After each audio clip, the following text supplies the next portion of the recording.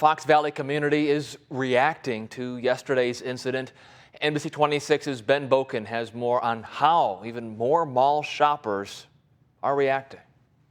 I'm here at the Fox River Mall in Grand Chute, here at the scene of yesterday's shooting, which has left many members of the community and mall goers in shock. It's pretty crazy to me. It almost sounds like something out of a movie. That's so scary. Some are questioning how something like this could happen. By Shields, there is a patient with a gunshot wound. I just kept listening to the radio because I was really curious on what was happening, and I heard every single cop in the area was like going to the mall, and I was like, must be something major, you know? After Sunday afternoon shooting that left one man dead at the Fox River Mall in Grand Chute, Northeast Wisconsinites are horrified. Around it because I would never think that would happen here. Danica Lower came from Sheboygan to shop at Fox River on Monday, and she didn't realize it was closed and couldn't believe a shooting could happen at one of her favorite malls. This is the mall that I came to growing up with my mom all the time. So I've been to this mall a lot of times and I had no idea. And one man says he knows incidents like this are a possibility. You know, it could happen anywhere, any point. You know, that's just how it is these days. But he didn't think it was a possibility in this area. In this little town of Appleton, it's crazy stuff. Though they say it'll leave a lasting mark, the mall shoppers aren't worried. I think it sounds like a pretty isolated incident, hopefully. Doesn't sound like that happens often around here. That's why it's pretty intense. In Grand Chute, Ben Boken, NBC 26. Thank you, Ben. The mother of the young man killed at the mall in Grand Chute says she never expected to have to bury her son. 19-year-old Giovanni Frosto was shot and killed at the Fox River Mall on Sunday afternoon. This is a photo of Frosto with his mother, Tanya, who has started a fundraiser to help with her son's funeral expenses. She wrote in part, quote, "I never expected to have to bury my 19-year-old son to gun violence." She also said, "This is a difficult time for our family, and we ask for your prayers." You can find a link to that GoFundMe page on our website, NBC26.com.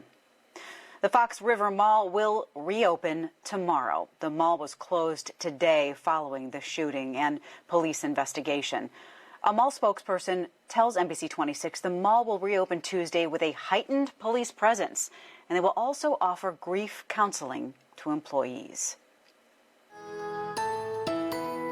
We turn to our weather now. A pretty quiet beginning to our February, but we don't believe it's going to last. Here's Chief Meteorologist Cameron Moreland. Cameron?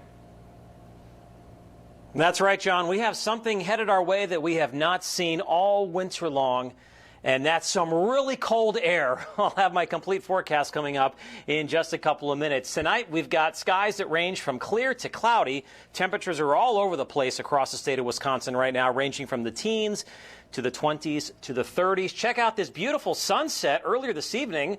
The sunset after 5 o'clock.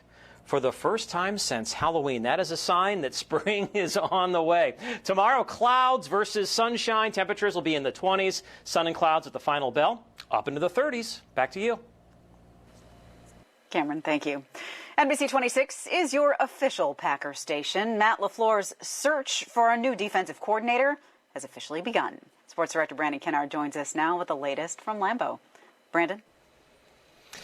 Nina, good evening. ESPN reports the Packers have interviewed or will interview 3 initial candidates for that open defensive coordinator job early this week, with more candidates likely to come later on and in the weeks to follow. It will be a thorough search for LaFleur, who made the call to part ways with veteran D coordinator Mike Pettine late last week.